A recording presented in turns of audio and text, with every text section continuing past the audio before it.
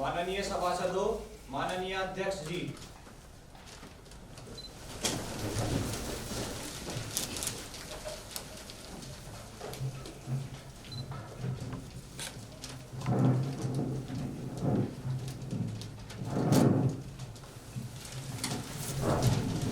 नवनिर्वाचित सदस्य शपथ ग्रहण अथवा प्रतिज्ञान करेंगे। महासचिव महोदय।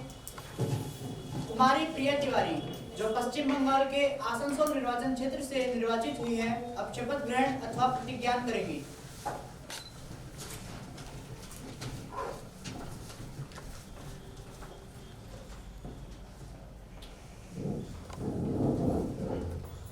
महोदया, आप शपथ ग्रहण करेंगी या प्रतिज्ञान करेंगी? महोदय, मैं शपथ ग्रहण करूंगी। महोदया, आप किस भाषा में शपथ लेना चाहेंगी?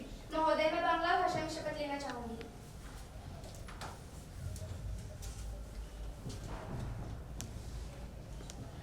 আমি প্রিয়া তিওয়ারি লোকসভা সদস্য নির্বাচিত হইয়া ঈশ্বরের নামে শপথ করিতে যে আমি বিধি দ্বারা প্রতিষ্ঠিত ভারতের সংবিধানের প্রতি প্রকৃত বিশ্বাস ও অনুগত্য পোষণ করিব।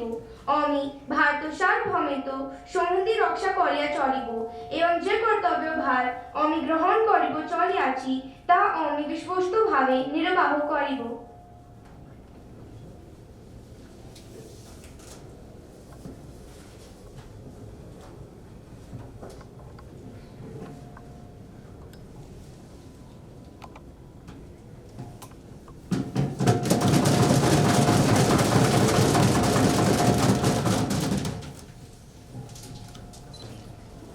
अब श्री दीपांशु, जो उत्तर प्रदेश के कन्नौज से युवा लोकसभा संसदीय क्षेत्र से निर्वाचित हुए हैं, शपथ ग्रहण अथवा प्रतिज्ञान करेंगे।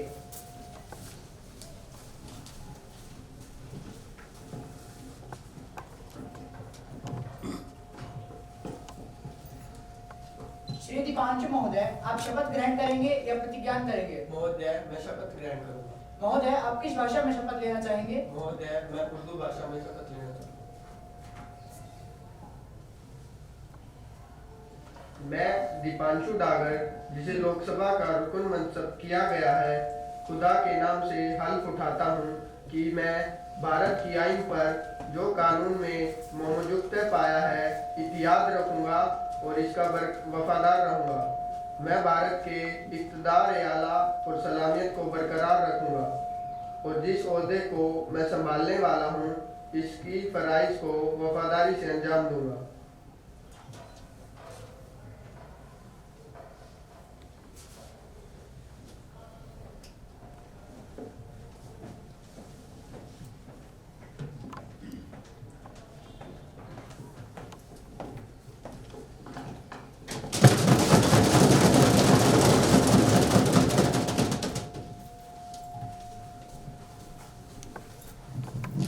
माननीय सदस्यगण, चूंकि हम 2 माह के पश्चात आज शीतकालीन सत्र के शुभारंभ पर मिल रहे हैं, मेरा यह दुखद कर्तव्य है कि आजादी के 75वें साल में जब देश आजादी के अमृत महोत्सव मना रहा है, मैं सदन को प्रख्यात chief of defence staff general Vipin Rawat के निधन की सूचना दूं। जनरल विपिन रावत का निधन 8 दिसंबर 2021 को तमिलनाडु के कैन्नूर में एक हेलीकॉप्टर दुर्घटना में हो गया है। उनके साथ उनकी पत्नी मधुलिका रावत व अन्य भारतीय सैनिकों, अफसरों व जवानों का निधन हुआ है। जनरल रावत को 13 दिसंबर 2016 से 31 दिसंबर 2019 तक भारत का प्रमुख रक्षा अध्यक्ष नियुक्त किया गया था। उन्हें 31 दिसंबर 2019 से भारत का रक्षा अध्यक्ष नियुक्त किया गया था। जनरल विपिन रावत को ओजस्वी एवं प्रेरणादायक नेतृत्व हमेशा हमें याद रहेगा। भारतीय सेना उनके हमेशा अमूल्य योगदान के लिए ऋणी रहेगी। उनका निधन निश्चित ही दुखद था और देश की बड़ी क्षति थी। मैं उनके परिवार के प्रति अपनी गहरी संवेदना व्यक्त करती हूँ। अध्यक्ष महोदया, एक सपना था जो अधूरा रह गया, एक गीत था जो गूंगा रह गया। सपना था एक ऐसे भारत का जो भय रहित होगा। गीत था ऐसा जिसमें महाकाव्य गीता की गूंज और महाराणा प्रताप का ओज था। मृत्यु ध्रुव है, शरीर नश्वर है, मृत्यु ध्रुव है, शरीर नश्वर है, पर क्या जरूरी था कि मौत इतनी चोरी छिपे आती? भारत माता आज शोक मग्न है, उसका सबसे बहादुर राजकुमार खो गया। शांति आज अशांत है, उसका रक्षक चला गया। महोदया, वे एक सेनानी और संरक्षक थे। संपूर्ण देश आज शोक मग्न है और उनके परिवार के साथ खड़ा है। मैं इन्हीं शब्दों के साथ उस महान आत्मा के प्रति अपनी श्रद्धांजलि अर्पित करता हूं।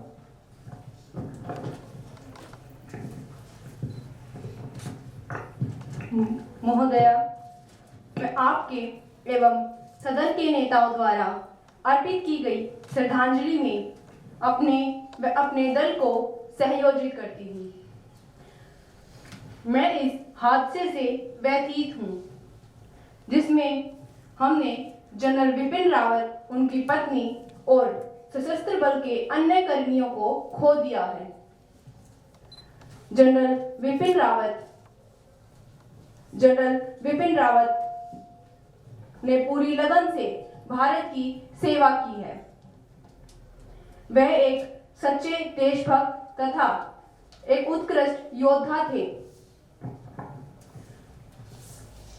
उन्होंने भारत व सशस्त्र बल के सुरक्षा तंत्र के आधुनिकीकरण में बहुत योगदान दिया है। मैं उनके निधन से बहुत ही दुखी हूँ।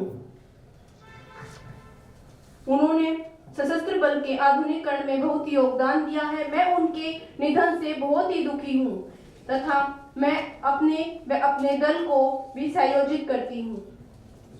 सदस्यगण अपना शोक प्रकट करने के लिए कुछ क्षणों के लिए मौन खड़े होंगे।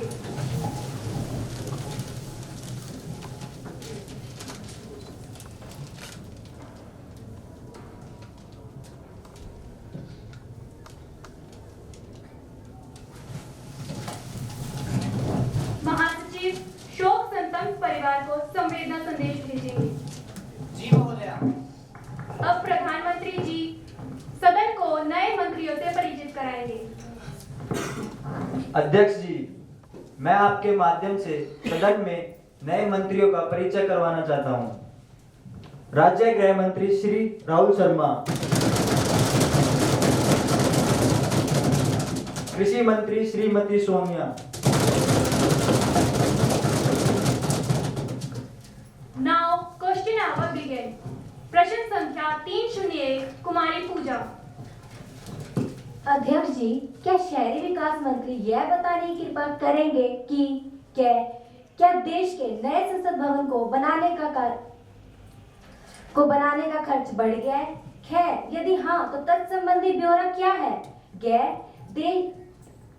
नए संसद भवन के निर्माण का कार्य कब तक पूरा कर लिया जाएगा? मौजूदा संसद भवन का भविष्य में क्या उपयोग किया जाएगा? शहरी विकास मंत्री कृपया। अध्यक्ष जी, प्रश्न संख्या 301 अध्यक्ष जी, प्रश्न संख्या 301 क से ग व ख। अध्यक्ष जी, आजादी के अमृत महोत्सव के वर्ष में नए संसद भवन के निर्माण का कार्य अपनी प्रगति पर है। हाँ, नए संसद भवन के निर्माण का खर्च लगभग 24% बढ़कर 1200 करोड़ पहुंच गया है। यह खर्च सर्वोच्च न्यायालय के नियमों का अनुपालन करने, कुछ अतिरिक्त कार्यों जैसे कि भूकंप जोन 5 के तहत आने वाले सुरक्षा उपाय, नए संसद भवन में सुरंग के रास्ते, प्रधानमंत्री का प्रस्तावित आवास तथा सांसदों के चैम्बरों तक की कनेक्टिविटी के कारण बढ़ा है। सेंट्रल विस्टा तथा नया संसद भवन अत्याधुनिक तकनीकी सुविधाओं से युक्त तथा ऊर्जा कुशल होगा। इमारत भूकंप क्षेत्र 5 की आवश्यकता का पालन करेगी तथा एक आत्मनिर्भर भारत का प्रतीक होगा जो देशवासियों के आशाओं और आकांक्षाओं को पूर्ण करने में एक अमृत का काम करेगा। ग नए संसद भवन के निर्माण का कार्य लगभग 40% तक पूर्ण हो चुका है तथा अक्टूबर 2022 तक इसका पूरा कार्य कर लिया जाएगा तथा अगला शीतकालीन अधिवेशन नए संसद भवन में आयोजित होगा। घ मौजूदा संसद भवन को भी वक्त पर संसदीय कार्यक्रमों के लिए उपयोग में लाया जाएगा। इसके अलावा इसका उपयोग एक म्यूजियम के तौर पर भी होगा, ताकि देश की आने वाली पीढ़ी को देश के लोकतांत्रिक यात्रा के बारे में पता चल सके। कुमारी पूजा। अध्यक्ष जी, नए संसद भवन में कितने सांसदों के बैठने की व्यवस्था होगी तथा संयुक्त अधिवेशन कहाँ बुलाया जाएगा? अध्यक्ष जी, नए संसद भवन में 1224 सांसदों के बैठने की व्यवस्था होगी, जिसमें 888 लोकसभा चैम्बर में बैठ सकेंगे, जबकि 384 राज्यसभा चैम्बर में बैठने की व्यवस्था होगी। संयुक्त अधिवेशन लोकसभा चैम्बर में ही बुलाया जाएगा, सेंट्रल हॉल नहीं होगा। कुमारी दीपिका। अध्यक्ष जी, नए संसद भवन में सांसदों के लिए क्या क्या सुविधाएं? अध्यक्ष जी, नए संसद भवन में सांसदों को डिजिटल सुविधाओं से युक्त दफ्तर दिए जाएंगे। No more supplementary please. प्रश्न संख्या 302 श्री मनीष। अध्यक्ष जी, क्या कृषि मंत्री यह बताने की कृपया करेंगे कि क्या सरकार की कृषि आय पर टैक्स लगाने की कोई योजना है? पिछले सत्र 2020-21 में सरकार द्वारा यूरिया का कितना आयात किया गया है? सरकार ने राज्यों में चालू स्तर में कितना उर्वरक उपलब्ध करवाया है? यूरिया का आयात कराने के लिए सरकार क्या कदम उठा रही है? कृषि मंत्री कृपया। अध्यक्ष जी, प्रश्न संख्या 302 का सरकार की कृषि आय पे टैक्स लगाने की कोई योजना नहीं है, क्योंकि यह राज्य सूची का विषय है, जिसके तहत सरकार के पास कृषि आय पे टैक्स लगाने का कोई अधिकार नहीं है। हाँ, आजादी के अमृत महोत्सव में हमने राज्य सरकारों को सलाह दी है कि वह किसानों पर कोई नया कर ना लगाए। खैर महोदय, पिछले सत्र के दौरान 3 करोड़ 50 लाख टन यूरिया की खपत हुई, उत्पादन हुआ 2 करोड़ 50 लाख टन का। इस प्रकार 1 करोड़ टन यूरिया का आयात किया गया। अध्यक्ष जी, केंद्र सरकार ने राज्यों को उनकी मांग और खपत के अनुसार उर्वरकों की आपूर्ति की है। महोदय, मेरे मंत्रालय के मुताबिक अक्टूबर माह में राजस्थान की खाद जरूरत थी 150 टन और उसे 130 टन उपलब्ध करा दिया गया है, जबकि बिक्री केवल 70 टन की हुई। मध्य प्रदेश की मांग थी 400 टन की और उसे 300 टन उपलब्ध करा दिया गया है, जबकि बिक्री केवल 75 टन की हुई। अन्य राज्यों में भी ऐसा ही है। महोदय, यूरिया का आयात कम करने के लिए सरकार निम्न कदम उठा रही है। पहला, जैविक खाद के उत्पादन में बढ़ावा और दूसरा, बंद पड़े कारखानों को पुनः चालू करना। श्री मनीष। यूरिया का दुरुपयोग रोकने के लिए सरकार क्या क्या कदम उठा रही है?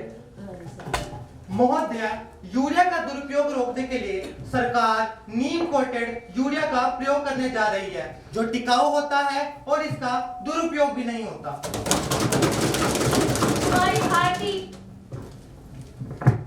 महोदया, आजादी के अमृत महोत्सव के वर्ष में सरकार किसानों को क्या उपहार दे रही है? अध्यक्ष जी, इस वर्ष केंद्र सरकार ने प्रति एकड़ किसानों को 4000 रुपए देने का निर्णय लिया है, जिसे उनके खातों में भेजना आरंभ कर दिया गया है। No more supplementary please.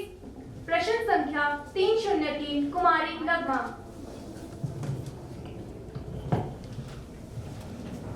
अध्यक्ष जी, क्या उद्योग मंत्री यह बताने की कृपया करेंगे कि कोर इंडस्ट्रीज में कौन कौन से उद्योग शामिल हैं? दिसंबर तिमाह में कोर इंडस्ट्रीज का आईआईपी दिसंबर तिमाह में कोर इंडस्ट्रीज का इंडेक्स कितना घटा है? कोर इंडस्ट्रीज का इंडेक्स ऑफ इंडस्ट्रियल प्रोडक्शन में कितना वेटेज है? नवंबर के महीने में आईआईपी कितना घटा है? उद्योग मंत्री कृपया। अध्यक्ष जी, प्रश्न संख्या 303 कैसे घे। अध्यक्ष जी, कोर इंडस्ट्री की संख्या 8 है, जो क्रमशः कोयला, crude oil, natural gas, refinery product, fertiliser, steel, cement और इलेक्ट्रिसिटी है। अध्यक्ष जी, आजादी के अमृत महोत्सव की बेला पर मुझे यह बताते हुए बहुत हर्ष हो रहा है कि नवंबर 2021 माह में कोर इंडस्ट्री के इंडेक्स में 3.1% की वृद्धि हुई है। अध्यक्ष जी, 8 कोर इंडस्ट्री का आईआईपी में 40.27% वेटेज है। अध्यक्ष जी, नवंबर 2021 माह में आईआईपी के इंडेक्स में 0.27% की वृद्धि हुई है। कुमारी नगमा, अध्यक्ष जी, कौन सी कोर इंडस्ट्रीज का आईआईपी सबसे अधिक है? अध्यक्ष जी, पेट्रोलियम रिफाइनरी उद्योग का आईआईपी सबसे ज्यादा है तथा 28.4% है। कुमारी अनु, अध्यक्ष जी, आईआईपी की गणना के लिए आधार वर्ष कौन सा है तथा आईआईपी का आकलन कौन करता है? अध्यक्ष जी, आईआईपी के आकलन के लिए आधार वर्ष 2011-12 निर्धारित है तथा इसकी गणना सेंट्रल स्टैटिस्टिकल ऑर्गेनाइजेशन करता है। No more supplementary please. प्रश्न संख्या 304 श्री गौतम। अध्यक्ष जी, क्या वित्त मंत्री यह बताने की कृपया करेंगे कि क्या सरकार को क्रिप्टो करेंसी को मान्यता देने का विचार है? यदि हाँ, तो तत्संबंधी ब्यौरा क्या है? क्रिप्टो एक्सचेंजों के रेगुलेशन का जिम्मा किसे दिया जा रहा है? आतंकवादी हरकतों में क्रिप्टो के इस्तेमाल का मामला पकड़ में आने पर क्या एक्शन निर्धारित किया जाएगा? वित्त मंत्री कृपया। अध्यक्ष जी, क्रिप्टो करेंसी को सरकार मान्यता नहीं दे रही है। हाँ, इसे एक असेट के रूप में मान्यता देने के लिए सरकार गंभीरता से विचार कर रही है। क्रिप्टो एक्सचेंज का जिम्मा सरकार सेबी को सौंपने जा रही है। क्रिप्टो का इस्तेमाल आतंकवादी हरकतों में पाए जाने पर इसे गैर जमानती अपराध घोषित किया जाएगा तथा 2 वर्ष का कारावास व 20 करोड़ रुपए का जुर्माने का प्रावधान है। श्री गौतम। अध्यक्ष जी, क्या सरकार क्रिप्टो माइनिंग की इजाजत देने जा रही है? अध्यक्ष जी, क्रिप्टो की माइनिंग से संसाधनों का बेहताश उपयोग होता है तथा ये हमारे पर्यावरण व संसाधनों के लिए जहर साबित होगा। अतः आजादी की 75वीं वर्षगांठ के अमृत महोत्सव पर सरकार किसी भी प्रकार की माइनिंग को इजाजत नहीं दे रही है। कुमारी दीपिका। अध्यक्ष जी, क्या क्रिप्टो में पेमेंट की अनुमति होगी? अध्यक्ष जी, क्रिप्टो की पेमेंट को अनुमति देने के लिए इसके लीगल टेंडर करना होगा, जो अभी सरकार करने नहीं जा रही है। No more supplementary please. प्रश्न संख्या 305 कुमारी तनिषा। प्रश्न संख्या 305 कैसे कै आजादी के अमृत महोत्सव से क्या तात्पर्य है? देश की 75वीं वर्षगांठ से क्या तात्पर्य है? आजादी के अमृत महोत्सव की शुरुआत किस दिन से आरंभ की गई है? गृह मंत्री कृपया। अध्यक्ष जी, प्रश्न संख्या 306 कैसे कै आजादी का अमृत महोत्सव यानी आजादी की ऊर्जा। आजादी का अमृत महोत्सव यानी स्वाधीनता सेनानियों से प्रेरणा का अमृत। आजादी का अमृत महोत्सव यानी नए विचारों का अमृत। देश की 75वीं वर्षगांठ। वर्षगांठ का मतलब 75 साल पर विचार, 75 साल पर एक्शन, 75 साल पर उपलब्धियां, 75 साल पर संकल्प। देश की आजादी की 75वां वर्षगांठ। 75 सप्ताह पूर्व राष्ट्रपिता महात्मा गांधी द्वारा नमक सत्याग्रह की शुरुआत करने के दिन अर्थात 12 मार्च 2020 से अमृत महोत्सव की शुरुआत की गई थी। कुमारी तनिषा। अध्यक्ष जी, आजादी के अमृत महोत्सव पर वोकल फॉर वोकल के बढ़ावे देने के लिए क्या प्रयास किए जाएंगे? अध्यक्ष जी, वोकल फॉर लोकल को लोकप्रिय बनाने के लिए साबरमती आश्रम में मगन के पास एक चरखा स्थापित किया जाएगा। जब भी कोई व्यक्ति स्थानीय उत्पाद खरीदेगा और वोकल फॉर लोकल का इस्तेमाल करेगा तो उसकी तस्वीर खींचकर सोशल मीडिया पर प्रत्येक ट्वीट के साथ यह चरखा एक बार घूमेगा। No more supplementary please. Now the paper to be laid on the the table Minister of Social Justice and Empowerment to lay a copy of notification and annual report regarding empowerment of SC, ST and women for the years 2022 to 23. Madam Speaker, I beg to lay a copy of notification of this House of Parliament along with the copy of SC, ST and Women in Hindi and English version for the year 2022-2023. Secretary General to report message from Upper Chamber of Youth Parliament. Madam, I have to report the following message received from the Secretary of the Upper Chamber of Youth Parliament. In accordance with the provision of the rules of procedure and conduct of business in the Upper House of Youth Parliament, I am directed to enclose a copy of Prevention of Crimes in the Name of Honor and Tradition Bill 2021, which has been passed by the Upper Chamber at its sitting held on 2021. Secretary General to lay on the table a copy of the bill as passed by the Upper Chamber. Madam, I lay on the table of the House the Prevention of Crime in the Name of Honor and Tradition Bill 2021 as passed by the Upper Chamber. Madam Speaker, a serious breach of privilege has been committed by the Police Inspector Police Station Sidhuwal over 14,000 teachers were holding a state level rally against the state government of Punjab at Sidhuwal village in Patiala Gardson Road. In Patiala on Sunday with their list of demands, Mr. Hitesh, MP, will on his way to the Parliament via the same road stop, but to understand the concern raised by the protesting group, the police detained Hitesh ji, who was thereby restrained from attending the Parliament on 25 November 2022, and I have requested you to allow me to raise a question on that matter now. Ms. Bharti, have you given a notice of it earlier? You may give notice due along with a newspaper cutting, and I shall consider it. You cannot spring surprise on me like this. I have already given notice of it at 10 a.m. today, Madam Speaker. It will be examined when it comes to me. I shall consider it and let you know of my decision. Honorable members, at this stage of the proceeding, I have to make an important announcement on my behalf and on the behalf of the Honorable Member of the House. I have great pleasure in extending our warm welcome and the Honorable Member of the French Parliamentary Delegation who are visiting to India as our honored guest. The other Honorable Member of the guests are Ms. Modeh Mazid, Defense Minister, French Republic. Mr. Kevin Moller, President, French National Assembly. Ms. Tania Prasad, Minister of State for Industry, French Republic. It is a high-power delegation. The delegation arrived on 23 November 2022 for a 5-day visit on the invitation of the Parliament of the India. They are now seated in a special box. We wish them a happy and fruitful stay in our country. We also convey our very best wish and our very warm greeting them through to the government of France Republic and the friendly people of the France.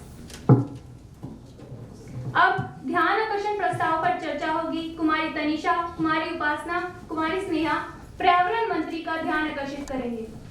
कुमारी तनिषा। अध्यक्ष जी, जैसे कि हम सब अवगत ही हैं कि हर वर्ष नवंबर-दिसंबर के माह में संपूर्ण देश के, विशेषकर सारे उत्तर भारत के लोग तथा अन्य निरीह प्राणी वर्ग इस प्रदूषण रूपी महाकाल के जाल में बेबस होकर समाते जाने को तथा तिल तिल कर मरने के लिए अभिशप्त है।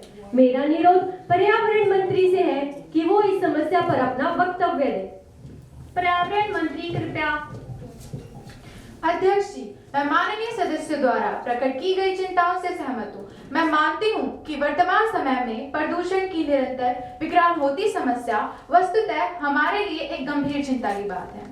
प्रदूषण का स्तर नवंबर-दिसंबर के महीनों में विगत कई वर्षों से खतरनाक स्तर से भी ऊंचा पहुंच जाता है और देश की राजधानी में प्रदूषण आपातकाल जैसे हालात बन जाते हैं। परंतु मैं सदन को और सदन के माध्यम से देश के समस्त नागरिकों को यह आश्वस्त करना चाहती हूँ कि न केवल मेरा मंत्रालय अपितु भारत सरकार व उसके सभी विभाग इस समस्या के प्रति अति संवेदनशील व जागरूक हैं, प्रदूषण को नियंत्रित करने के लिए प्रतिबद्ध व विभिन्न स्तरों पर प्रयत्नशील हैं। सरकार ने केंद्रीय प्रदूषण नियंत्रण बोर्ड से प्रदूषण पर नजर रखने वाली सफर व टेरी जैसी संस्थाओं से गहन विचार विमर्श के बाद शॉर्ट टर्म व लॉन्ग टर्म एक्शन प्लान बनाए गए हैं, जिन्हें 6 दिसंबर 2021 से लागू कर दिया गया है। हमने विभिन्न राज्य सरकारों व दूसरी एजेंसियों को भी इस प्रयास से जोड़ा है। शॉर्ट टर्म एक्शन प्लान के परिणाम आने शुरू हो गए हैं व लॉन्ग टर्म एक्शन प्लान के परिणाम 2023 तक सामने आएंगे। मैं सदन को आश्वस्त करना चाहती हूँ कि 2024 तक भारत के सभी शहर पर्यावरण अंतर्राष्ट्रीय मानकों पर खरे उतरेंगे। कुमारी तनीषा। अध्यक्ष जी, प्रदूषण से होने वाली समस्याओं से हम सब परिचित हैं, लेकिन मुख्य बात है प्रदूषण के कारणों व कारकों को जानना तथा उनके निवारण के लिए समुचित प्रयास करना। टेरी के आंकड़ों के अनुसार नवंबर माह में प्रदूषण फैलाने के मुख्य कारकों में गाड़ियां 18%, फैक्ट्रियां 19%, मौसमी धूल 11% और पराली का धुआं 40% है। अध्यक्ष जी, किसान पराली जलाने के लिए क्यों विवश है? सरकार क्या प्रयास कर रही है ताकि किसानों को पराली ना जलानी पड़े? पराली जलाई ना जाए इसके लिए क्या नियम है? नियामक संस्था कौन सी है? इन सब प्रश्नों के उत्तर मंत्री जी के पास है ही नहीं। No interruption please. और हो भी क्यों? क्योंकि मंत्री जी के घर, दफ्तर, गाड़ियों में तो एयर प्योरीफायर है ही, और जहां भी इन्हें जाना होता है वहां भी एयर प्योरीफायर लगे होते हैं। अतः इन्हें प्रदूषण से कोई मतलब नहीं है। अध्यक्ष जी, पराली खरीफ के फसल के अवशेष हैं, जिन्हें नवंबर माह में खेत खाली करने हेतु जलाया जाता है ताकि नवंबर माह में किसान रबी की फसल की बिजाई कर सके। यह सब कुछ मजबूरी में किया जाता है क्योंकि किसानों के पास पराली से छुटकारा पाने के लिए कोई टेक्नोलॉजी नहीं है तथा इस मजबूरी में सरकार की अहम भूमिका है और अब सरकार किसानों को ही दंडित करना चाहती है। अध्यक्ष जी, मेरे क्षेत्र में कपास उगाया जाता है जिसकी तुड़ाई के लिए गांव का समस्त वर्ग सम्मिलित होता था और इसकी एवज में कपास के ठासरे ईंधन के रूप में ले जाते थे, जिससे किसान व अन्य सभी वर्गों को फायदा था। लेकिन सरकार ने अदूरदर्शिता का परिचय देते हुए ग्रामीण भारत में ईंधन के रूप में पेट्रोलियम उत्पाद एलपीजी का वितरण किया, जिससे लोगों ने ठासरों के बदले एलपीजी को ईंधन के रूप में प्रयोग करना शुरू कर दिया, जिससे सहकार टूट गया और अब किसानों को कपास की तुड़ाई के लिए 20 रुपए किलो का भुगतान करना मजबूरी हो गया और साथ ही साथ उनको ठासरों को एक साथ जलाना भी उसकी मजबूरी बन गई और वह दो पाटों के बीच में पिसकर रह गया। अतः किसानों को दंड की नहीं मदद की जरूरत है, उन्हें एक सस्ती और सुलभ टेक्नोलॉजी की जरूरत है। मेरा मंत्री जी व पूरी सरकार से अनुरोध है कि वो अपने एसी और एयर प्योरीफायर कमरों से बाहर निकले और किसानों तथा विशेषज्ञों से परिचर्चा करके एक व्यवहारिक और पूर्णकालिक नीति तैयार करें।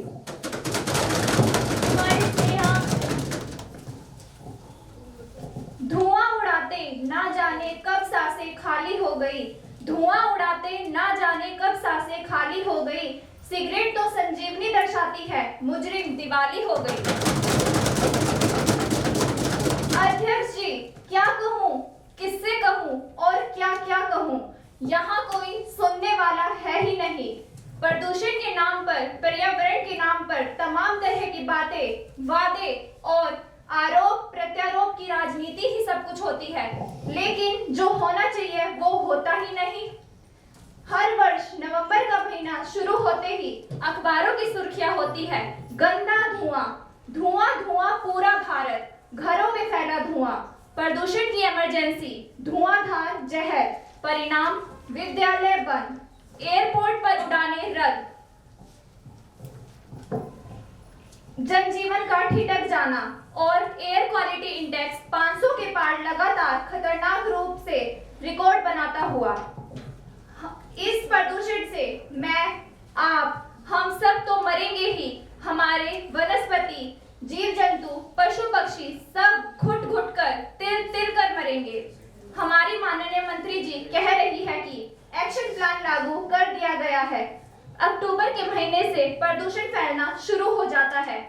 सरकार का प्लान लागू होता है 6 दिसंबर 2021 से, अर्थात आग लगने पर कुआं खोदना, वो भी काफी विलंब से।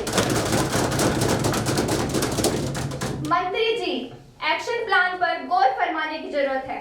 ऑड इवन लागू करना, विद्यालयों में मास्क बांटना, विद्यालय बंद करना, सड़कों पर पानी का छिड़काव, निर्माण कार्य और फैक्ट्रियों पर रोक और पराली न जलाने का निर्देश।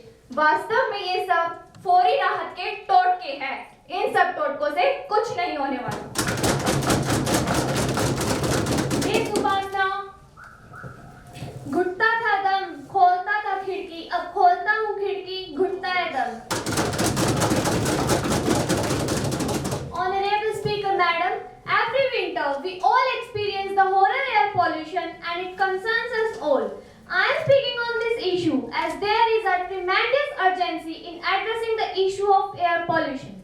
The debate on straying far away from the prime causes of all pervading poisonous air which we breathe. Our lungs are breathing in 500 to 700 RSPM, that is 25 to 31 times the permissible limit.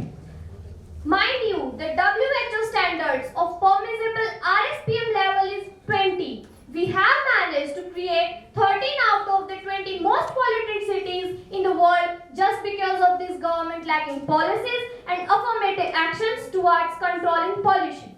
Government knew that crop burning is one of the main contributor to the spike in pollution and causes to flag only in October when it had a whole year to do so. This was the instance of government failure in managing crises. Large-scale violations of dust control measures are going on under this government regime. Even odd-even schemes are also being introduced by the government, proved to be a failure as the Central Pollution Board told the Supreme Court that cars contributed 3% of pollution level, whereas all the vehicles combined contributed 28%. To this statement, the Supreme Court said odd even may not be the permanent solution, especially when the CPCB cars say that all the vehicles contributed only 3% and there are so many measures which are uprising the pollution level such as garbage dumping, construction waste and road dust. These are the main contributors of pollution level. Madam, I would like to suggest a parliamentary committee should be formed to identify the air pollution hotspot across the country and budget allocations should also be increased on this issue. Thank you. Environmental Minister, please. अध्यक्ष जी, मैं माननीय सदस्यों द्वारा प्रदूषण के विषय में व्यक्त किए गए विचारों से सहमत हूं और उन विचारों का सम्मान करती हूं। मैं सदन को बताना चाहती हूं कि मेरा मंत्रालय व भारत सरकार प्रदूषण की समस्या के प्रति अति संवेदनशील व पूरी तरह से गंभीर है। मैं प्रतिपक्ष के सदस्यों द्वारा दिए गए रचनात्मक सुझावों के लिए उनका आभार प्रकट करती हूँ। महोदया, यह एक ऐसी समस्या है जिसका समाधान केवल सामूहिक प्रयासों से संभव है। हम सबको मिलकर इसका समाधान ढूंढना होगा। परस्पर आरोप प्रत्यारोप व राजनीति करने के बदले विपक्षी दल द्वारा शासित राज्य व केंद्र शासित प्रदेशों को केंद्र के प्रयासों के साथ कदम से कदम मिलाकर चलना होगा। अध्यक्ष जी, मेरे मंत्रालय व भारत सरकार का लक्ष्य 2024 तक भारत के सभी शहरों को प्रदूषण मुक्त करने का है। हम वर्ष भर AQI को 80 से नीचे लाने के लिए प्रतिबद्ध हैं। इस हेतु बनाए गए national air quality action plan इस प्रकार है। कोयले पर आधारित ताप विद्युत ग्रहों, कोयले के उपयोग करने वाले प्लांटों व कारखानों को बंद करना, कोयले के उपयोग पर प्रतिबंध लगाना, घरों, दुकानों, ढाबों, होटलों जैसे अनेक स्थानों पर कोयले के उपयोग पर पूर्णतः रोक लगाना, कारों तथा गाड़ियों की बिक्री को सीमित करना। हमने दिल्ली, मुंबई, कोलकाता, बेंगलुरु, जयपुर, पटना, गुरुग्राम जैसे अनेक शहरों में यह नियम बनाया है कि इन शहरों में सालाना 1 लाख से अधिक गाड़ियां नहीं बिक सकती हैं। दिल्ली, मुंबई, कोलकाता, चेन्नई के साथ साथ अनेक शहरों में हमने 100 मीटर ऊंचे प्योरीफायर बनाने का काम आरंभ कर दिया गया। और अब कर ही क्या सकते हैं? जो रोजाना 1.5 करोड़ साफ हवा का उत्पादन करेंगे। जंगलों, पहाड़ों, नदियों, नेशनल पार्क जैसे राष्ट्रीय उद्यानों, वन्य जीवी उद्यानों व वन हरित भूमि पर हर प्रकार के निर्माण पर रोक लगा दी गई है। वर्ष 2026 तक देश में हरित भूमि को बढ़ाकर 25% करने का लक्ष्य निर्धारित किया गया है। इस हेतु बजट में 50,000 करोड़ का आवंटन किया गया है। देश के अनेक शहरों में प्रदूषण के कारणों व कारकों को समझकर स्थानीय जरूरतों के अनुसार रणनीति बनाई गई है। अध्यक्ष जी, इस योजना पर जहां तक पराली जलाने व किसानों की मुद्दों की बात है तो सरकार प्रयासरत है। हम किसानों के लिए पराली हटाने के लिए आर्थिक सहायता प्रदान करने जा रहे हैं। वहीं दूसरी ओर पराली के वैकल्पिक उपयोगों को ढूंढा जा रहा है। अध्यक्ष जी, इस योजना पर कार्य करते हुए भारतीय कृषि अनुसंधान संस्था पूसा के वैज्ञानिकों ने एक ऐसे जीवाणु की खोज की है जो मात्र 7 दिन में पराली को जैविक खाद में बदल देता है, जिसकी लागत काफी कम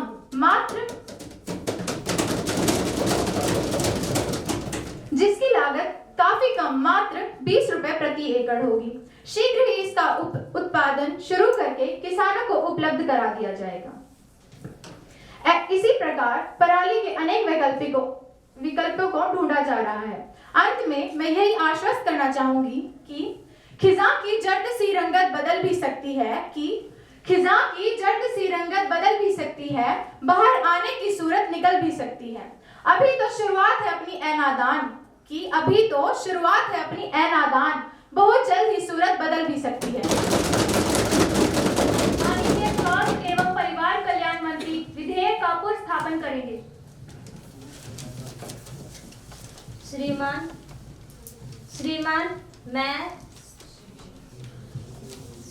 मैं शराब तथा तंबाकू सेवन विधेयक 2022 को पुनर्स्थापित करने की अनुमति चाहती हूँ। प्रश्न है, शराब तथा तंबाकू सेवन प्रतिबंध विधेयक 2022 को पुनर्स्थापित करने की अनुमति प्रदान की जाए। जो इसके पक्ष में है हाँ कहें, जो इसके विपक्ष में है कृपया ना कहें। मैं समझती हूँ हाँ का बहुमत है, अतः अनुमति दी जाती है। श्रीमान मैं विधेयक को पुनर्स्थापित करती हूँ। Now the House will take up consideration to the Surrogacy Bill 2022. Health and Family Welfare Minister, please. Honorable Speaker, ma'am, presenting the Surrogacy Regulation Bill 2022. A bill to constitute National Surrogacy Board, State Surrogacy Board and the appointment of appropriate authority for the regulation of practice and the process of surrogacy and the matters connected therewith or incidental thereto. Be it enacted by the Youth Parliament as follows. Chapter 1, talking about preliminary. This Act can be known as Surrogacy Regulation Act 2022. It extends to the whole of India. This Act can come into force on such date as the central government may. In this Act, unless the context otherwise requires, abandoned child means a child born out of surrogacy procedure and has been deserted by his intending parents or guardians and has been declared as abandoned by the appropriate authority after due inquiry. Commercial surrogacy means commercialization of surrogacy service or procedures or its component service or procedures, including buying and selling of human embryo or gametes. Intending couple means a couple who has medically certified as infertile and who intends to become parents through surrogacy. Surrogacy means a practice whereby a woman bears and gives birth to a child for an intending couple with the intention of handing over the child to the parents after the birth. Surrogate mother means a woman who bears and gives birth to a child through surrogacy after the implementation of embryo in her womb and fulfilling the required conditions as mentioned in subclause B of clause 3rd, section 4. Moving on to chapter 2, talking about regulation of surrogacy clinics. No surrogacy clinic, unless registered under this Act, shall practice activities related to surrogacy. No surrogacy clinic, gynecologist, embryologist, or any other person can help any person in activities related to surrogacy. Moving on to chapter 3, talking about regulation of surrogacy clinics and the procedure of surrogacy. On and from the date of commencement of this Act, no person or surrogacy clinic shall be or cause to be used any person for the activities related to surrogacy. No surrogacy or surrogacy procedure can be performed unless the appropriate authority, the person to do so, directorate and the in charge of surrogacy clinic are completely satisfied. The intending couple cannot abandon the child born out of surrogacy procedure for any reason whatsoever, including any birth defect, genetic defect, any medical condition, sex of the child, or many more. Single male and unmarried women will not be allowed to practice surrogacy. In case if a couple having a single healthy child will not be allowed to practice surrogacy. Moving on to chapter 4, talking about registration of surrogacy clinic. No person shall constitute a surrogacy clinic unless duly registered under the Act. No surrogacy clinic registered under this Act can conduct activities related to surrogacy unless the appropriate authority is duly satisfied that such clinic is in possession of providing such facilities. The appropriate authority shall issue a certificate to the surrogacy clinics only after satisfying the required conditions of the certificate. The certificate has the validity of period of 3 years and should be renewed in such manner with the fees as prescribed. Moving on to chapter 5, talking about National and State Surrogacy Board. The central government shall constitute a board that should be named as State Surrogacy Board or National State Surrogacy Board. The board shall consist of Minister in charge of Health and Family Welfare, Chairman ex officio, 3 women members of the Parliament. Among those, 2 should be from the House of People and 1 should be from the Council of State. Moving on to chapter 6, talking about appointment of appropriate authorities.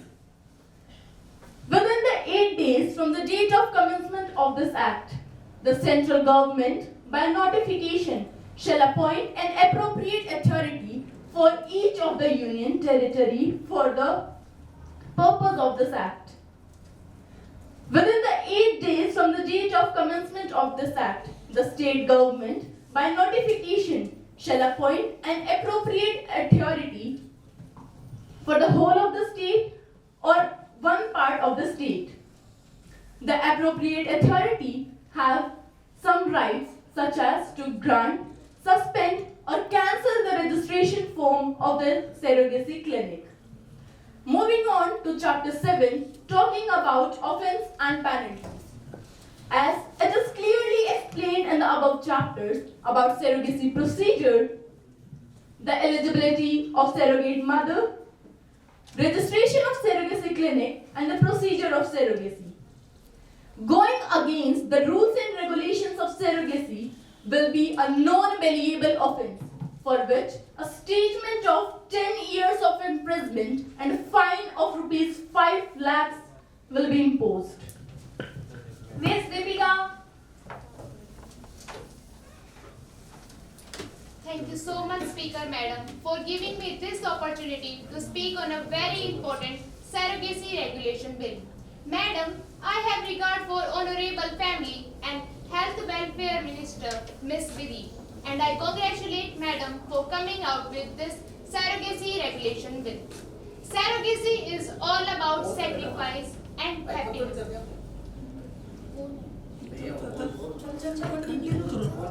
Sacrifice by a mother and a happiness for a woman who can't become a mother.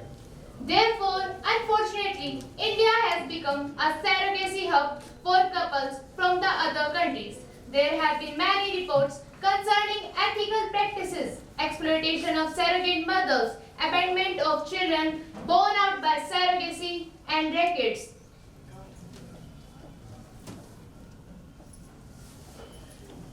Taking notice to this development, 220 report of the Commission of India has recommended prohibiting commercial surrogacy and allowing ethical surrogacy.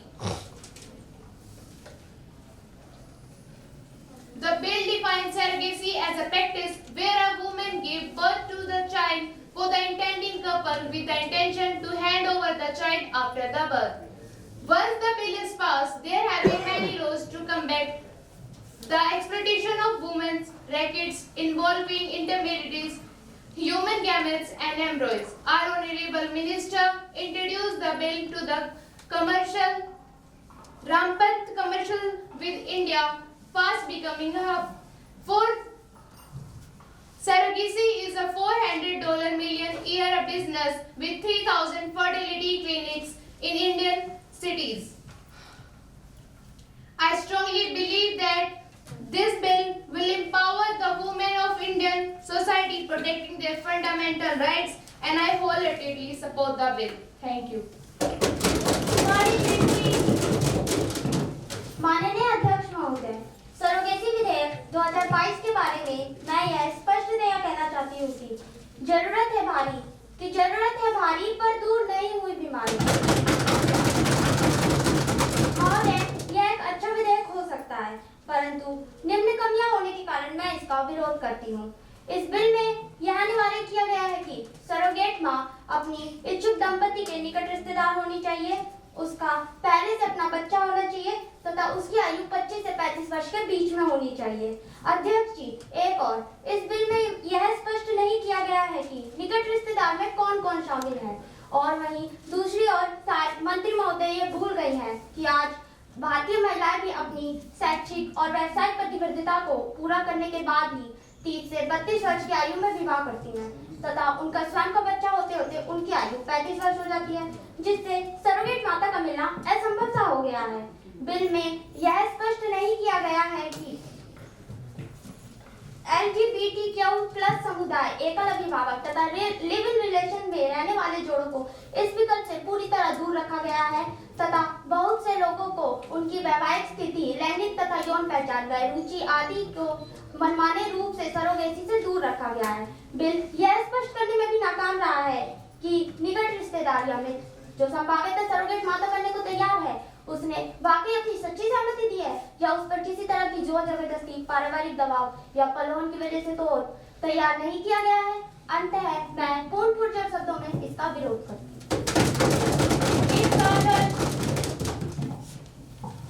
Honorable Speaker Ma'am, I rise to support the Surrogacy Bill 2022 and at the same time I compliment the Minister of Health and Family Welfare for bringing about this historic landmark bill and for allowing an elastic and ethical surrogacy.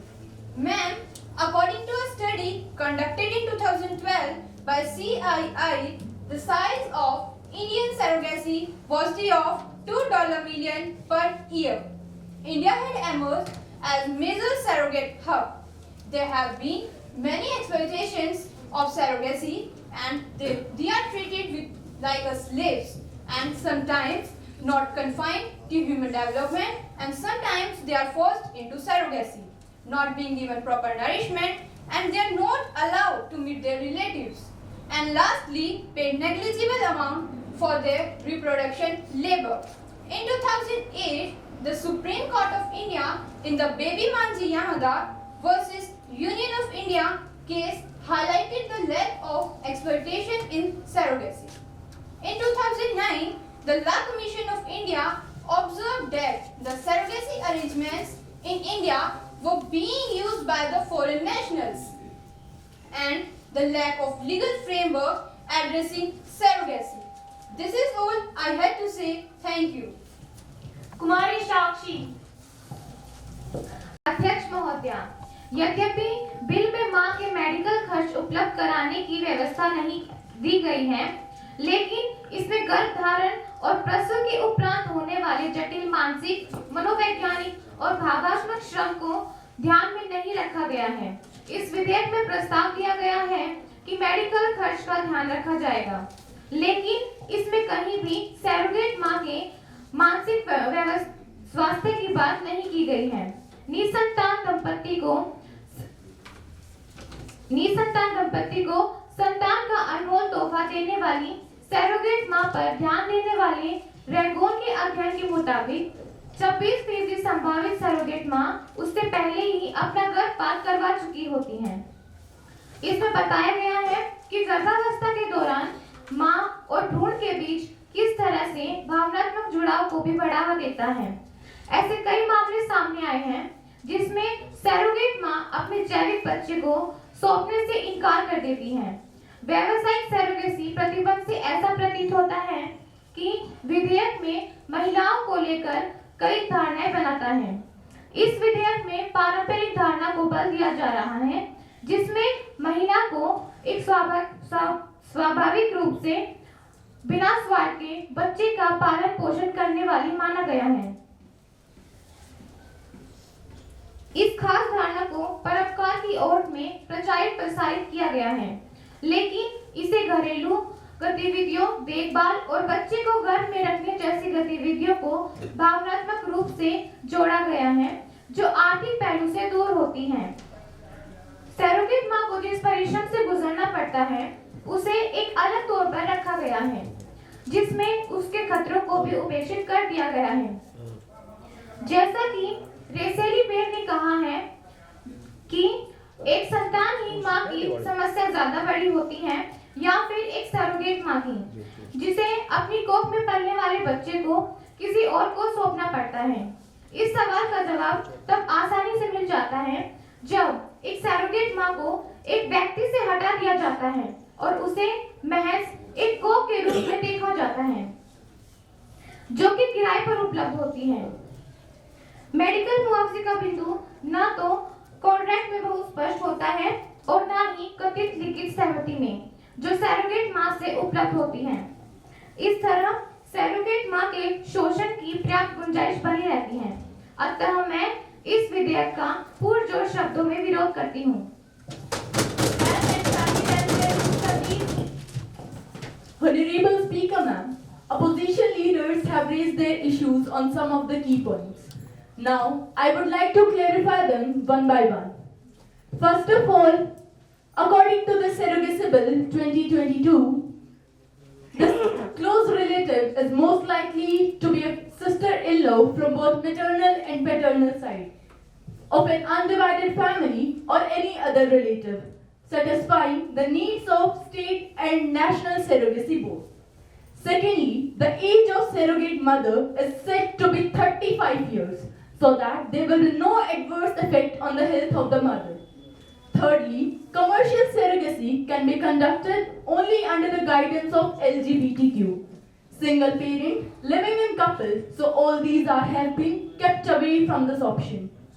Madam, bill makes a clear provision that if at any stage it will be found that the surrogate mother is under any pressure or under any economic transition, then it will be a non-believable offence for which a statement of 10 years of imprisonment have been fixed.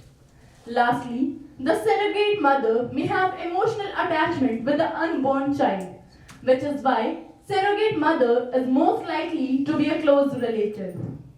Honorable Speaker, ma'am, I think I have answered to the most of the questions raised by the opposition side. I am once again grateful to those who supported the bill and would also thank those who opposed it. Now, I kindly request the House to pass the bill. The question is that the Surrogacy Bill 2022 to constitute National Surrogacy Board State Surrogacy Board and appointment of appropriate authority for regulation, practice and process of surrogacy and for matters connecting herewith or incidental there to be taken into consideration. Those who are in favor will say ayes. Ayes. Those who are in against will say no. No. I think ayes have it. Ayes have it. Ayes have it. The motion is adopted. Now the question is that the clause 2 to 5 stand part of the bill. Those who are in favor will say ayes. Ayes. Those who are in against will say no. No. I think ayes have it. Ayes have it. Ayes have it. The motion is adopted. The question is that the clause 1, the enacting formula and the title stand part of the bill. Those who are in favor will say ayes. Ayes. Those who are in against will say no. No. I think ayes have it. Ayes have it. Ayes have it. The motion is adopted. I'll send Sanjay Minister, please. Madam, I move the bill be passed. Motion moved that bill be passed. Those who are in favor will say ayes. Ayes. Those who are in against will say no. No. I think ayes have it. Ayes have it. Ayes have it. The motion is adopted. The House is now adjourned till tomorrow at 10 a.m.